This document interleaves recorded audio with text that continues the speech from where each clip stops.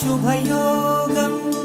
రఘువంశ రామయ్య సుగుణాల సీతమ్మ వరమాల కైవేచు సమయాన శివధనువు విరిచాకె వధువు మది గెలిచాకె మోగింది కళ్యాణ శుభవీణ కళ్యాణం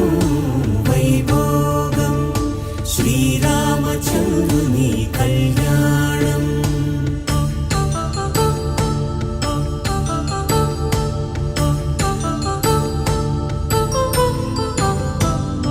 అపరంజితరుణి